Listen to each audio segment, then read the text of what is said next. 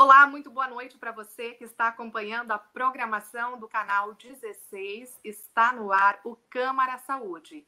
E hoje nós vamos falar sobre alimentação saudável, em especial os cuidados neste período de pandemia.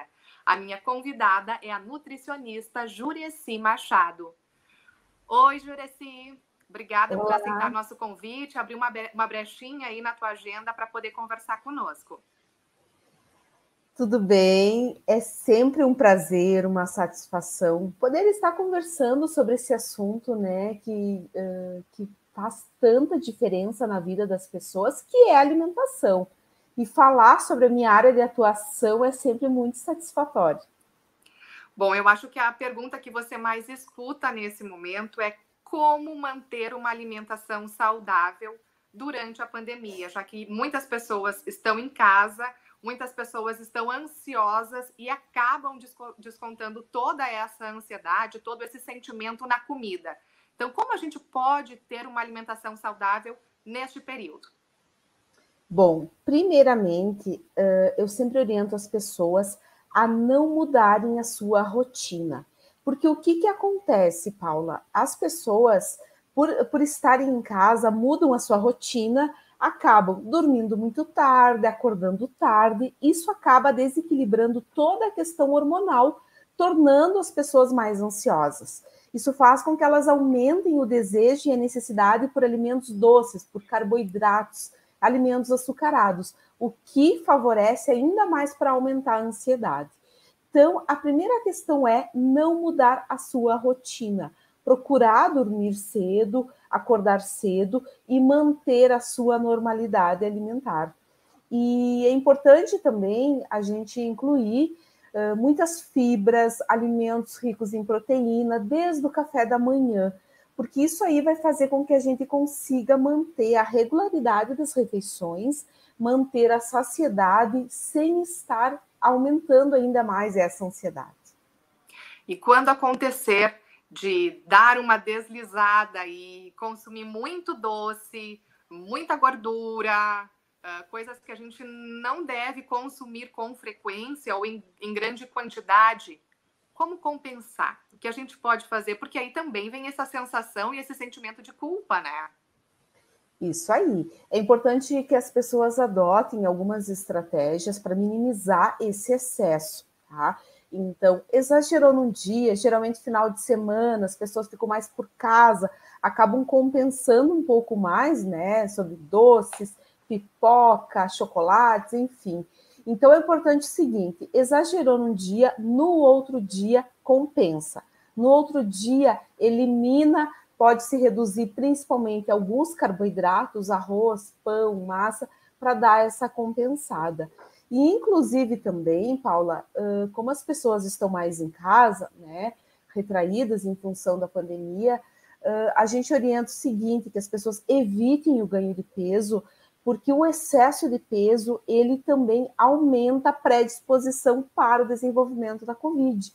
Por quê? Porque o excesso de peso faz com que a gente diminua a capacidade de formação dos constituintes do sistema imunológico. Então, pessoas com excesso de peso têm um maior risco, sim, de desenvolvimento desse problema. E se você ganha peso repentinamente num curto período de tempo, você aumenta os seus riscos também, mesmo não estando com uma classificação de obesidade.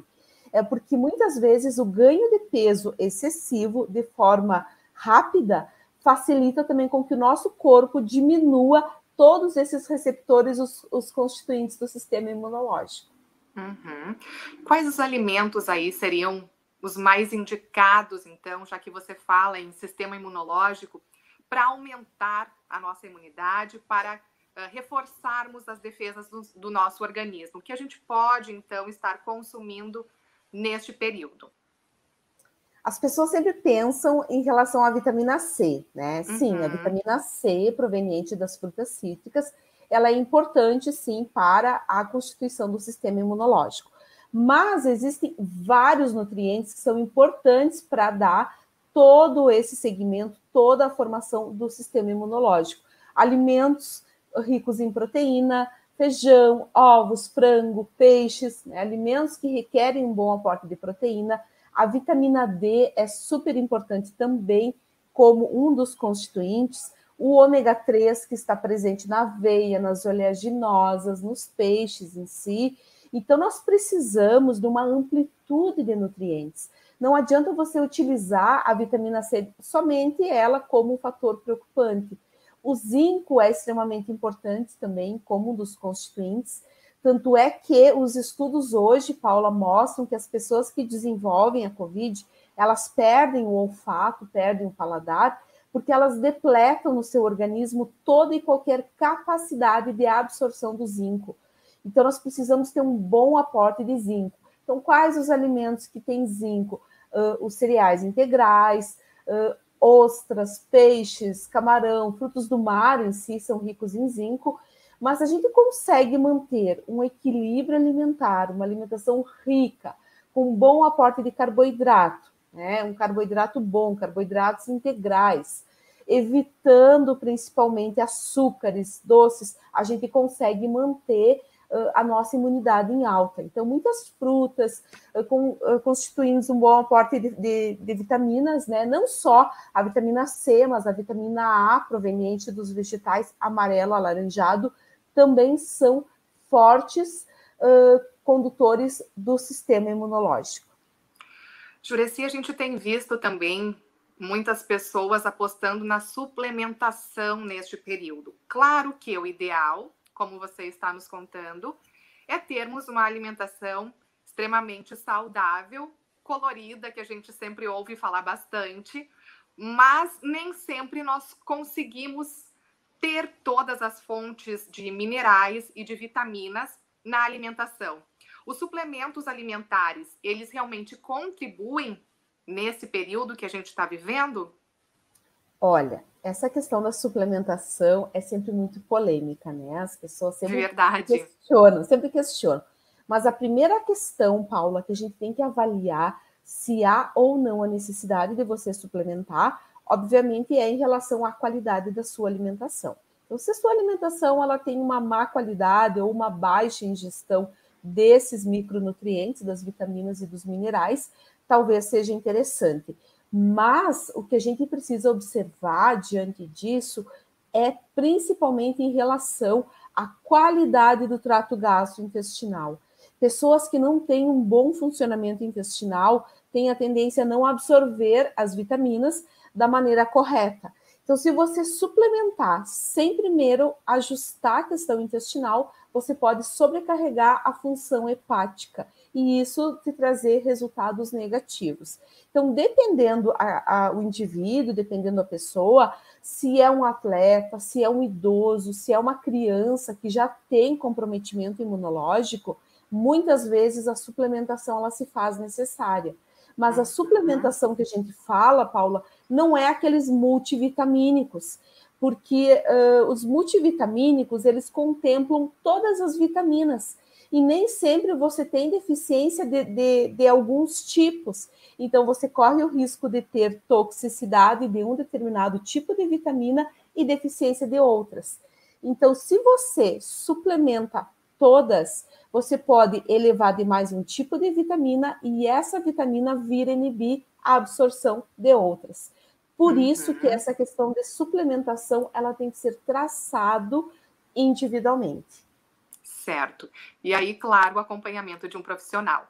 Bom, Jureci, vou pedir licença para a gente fazer um rápido intervalo e no próximo bloco nós retornamos falando um pouco mais sobre alimentação saudável, em especial neste período de pandemia. Nós já voltamos.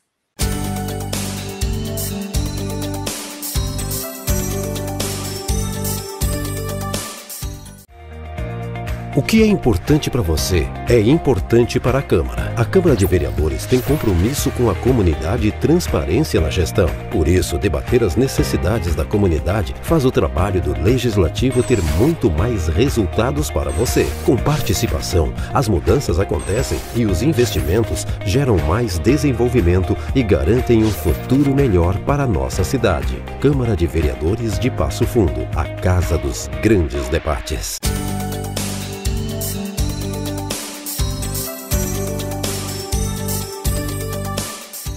O programa Câmara Saúde está de volta e nesta noite nós estamos falando sobre alimentação saudável, em especial neste período de pandemia. A minha convidada é a nutricionista Jureci Machado.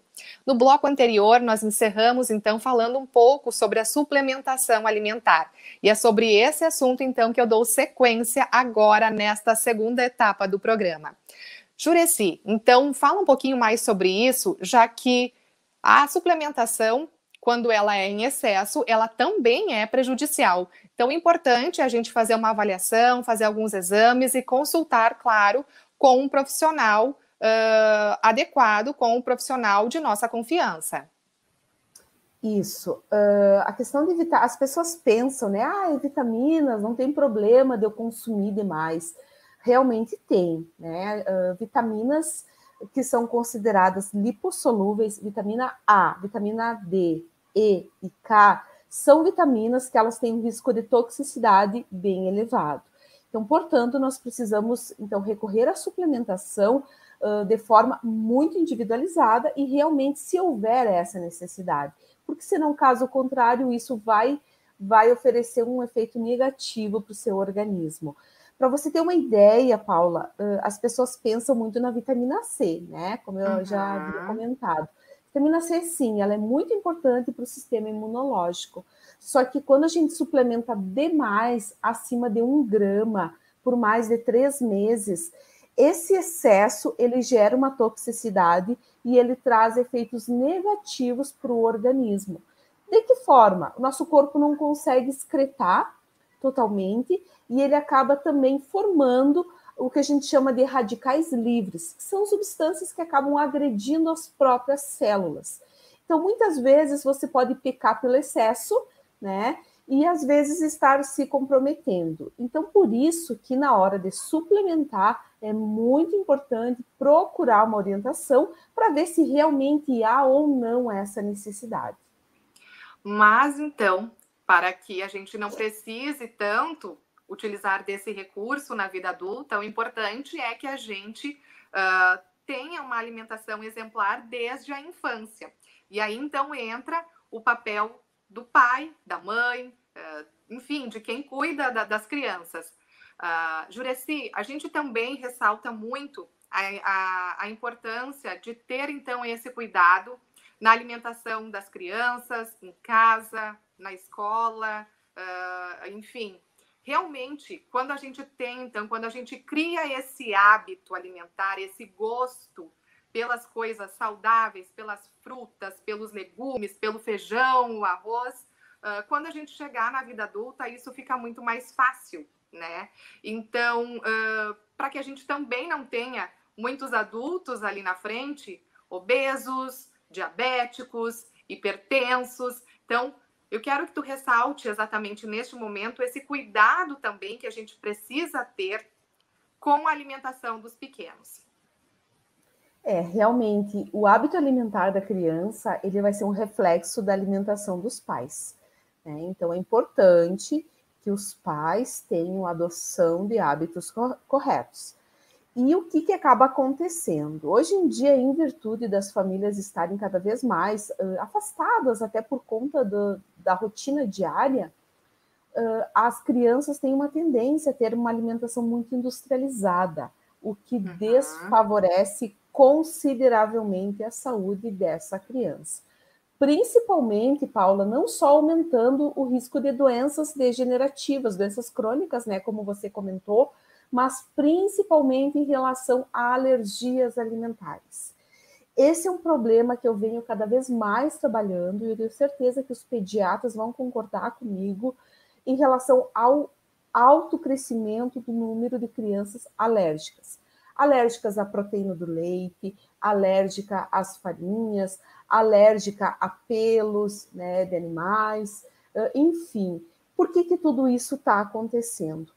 Porque a geração hoje que está vindo é uma geração que já nasce com algumas anormalidades na sua microbiota intestinal, no seu intestino, na sua flora intestinal, facilitando com que essa criança desenvolva alguns marcadores inflamatórios, marcadores alérgicos, e desfavorecendo a sua saúde. E, por outro lado, crianças que já estão com sobrepeso aumentam muito o risco de doenças alérgicas. Então, se você tem em casa uma criança que é asmática, que tem sinusite, que tem bronquite, observe o peso dessa criança. Se essa criança estiver gordinha, fofinha, trabalhe a redução de peso dessa criança, porque aí os marcadores alérgicos vão melhorar e você vai ter uma resposta positiva dessa criança. Mas o que a gente fala sempre, Paula, que hoje em dia o mal da humanidade está no crescimento do consumo de alimentos industrializados. Alimentos de prateleira, alimentos que não estragam, né? Esse é o mal da humanidade hoje em dia. Uhum. E então, queria pedir para ti dar algumas dicas aí para os pais, não somente estar inserindo esses alimentos, né, na sua rotina em casa, mas também estar incentivando as crianças a gostarem de alimentos saudáveis, alimentos não industrializados, nem muito processados, na sua rotina, né? É importante isso. É importante, assim, minimizar a ingestão desses alimentos industrializados. Então, a gente sabe que hoje em dia as crianças têm acesso, né? Diferente da gente, quando era criança, o acesso era mais limitado, né? Mas hoje em dia as crianças têm mais acesso a esses alimentos, então é importante minimizar.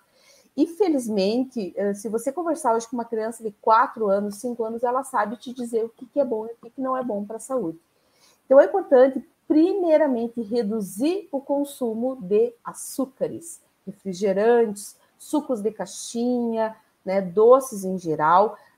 Obviamente, as crianças elas têm essas preferências, mas é importante adotar essas alternativas de forma minimizada. Então, colocar somente no final de semana, fazer com que a criança entenda que quando ela come um alimento dessa característica, ela precisa consumir outros alimentos mais saudáveis para poder adequar. Então, uma forma para a gente conseguir ter êxito nisso é fazer com que as crianças acompanhem as compras no supermercado, com que essas crianças acompanhem a hora de preparar os alimentos. Então, é importante tornar mais atrativo esse momento também e inserir as crianças nesses novos hábitos. Jureci, mas não fica perigoso levar a criança no mercado nesse momento, já que, com certeza, a prateleira onde tem o salgadinho, o chocolate, a bolacha recheada, vão chamar mais atenção. Isso. O que a gente sempre orienta para os pais? Fazer um acordo com as crianças, tá? Então, a cada 3 alimentos saudáveis, ela pode consumir um alimento que não é saudável. Então, a criança ela já entra dentro dessas regras, e as crianças precisam ter regras também. Então, se vai ao supermercado, uma das regras para ela acompanhar também no supermercado é seguir todas essas estratégias. Então, fazer com que ela tenha adesão também a experimentar frutas novas. Muitas vezes a criança diz que não gosta de um alimento, mas ela nunca experimentou. E uma alternativa também, Paula, é o seguinte: toda vez que você for oferecer um alimento novo, uma fruta, um vegetal, oferecer esse alimento quando a criança estiver com fome. Então, não adianta você querer oferecer logo após uma refeição ou quando você estiver preparando. Então, se a criança ela tem a resistência a esses alimentos, é importante deixar ela com fome para ela experimentar, porque isso causa uma empatia em relação a esse alimento. Então, se você oferecer qualquer alimento para uma criança, sendo que ela não está com fome, mesmo que seja um brigadeiro, um refrigerante em si, um alimento que ela tenha maior preferência, ele não vai ter um sabor tão prazeroso, né? Então, a gente tem que adotar essas estratégias para também causar uma melhor empatia entre as crianças. Então, realmente, hoje em dia, não é fácil colocar a adoção de novos hábitos. Só que, se a família já tem uma estrutura alimentar adequada, então essa criança ela já nasce dentro desse vínculo, né, com acesso a alimentos mais naturais.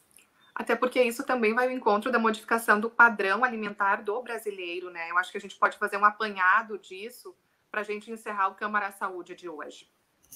Não, com certeza. O padrão alimentar do brasileiro modificou muito nos últimos anos, né? Então, nós tivemos uma modificação do padrão alimentar, Paula, quando se inseriu o Plano Real, que aí a população pôde ter acesso a vários alimentos que até então não tinha. Então, os refrigerantes, chocolates, os salgadinhos, porque a economia estabilizou. Então, o padrão alimentar do brasileiro, nesse período, modificou. E isso refletiu até então. Então, tivemos acesso a alimentos que até então não tínhamos, né? Mas, ao mesmo tempo, nós tivemos também muito comprometimento em relação à saúde. Então, só que o padrão alimentar, ele tem uma tendência a modificar para um lado mais saudável, em função do conhecimento e o acesso ao conhecimento que as pessoas têm hoje. Então, as feiras orgânicas, a feira do produtor, né? Mas precisa-se também trabalhar o custo em relação a esses produtos. Tá certo. Então, no Câmara Saúde de hoje, eu conversei com a nutricionista Jureci Machado sobre uma alimentação saudável, em especial no período de pandemia. Jureci, muito obrigada pela tua participação e, como eu disse no início do programa, obrigada por abrir uma brechinha, né, na tua agenda e conversar conosco, esclarecer algumas dúvidas dos nossos telespectadores. Eu que agradeço, mais uma vez, poder estar contribuindo, né, porque falar sobre alimentação e nutrição não é só meu objeto de trabalho, mas também eu coloco isso como uma missão de vida, que é trazer para a vida das pessoas o meu objeto de trabalho. Então, é sempre muito prazeroso. Obrigada. Obrigada e obrigada também a você que acompanhou a entrevista de hoje. Nós temos um novo encontro na próxima semana. Uma ótima noite e até lá.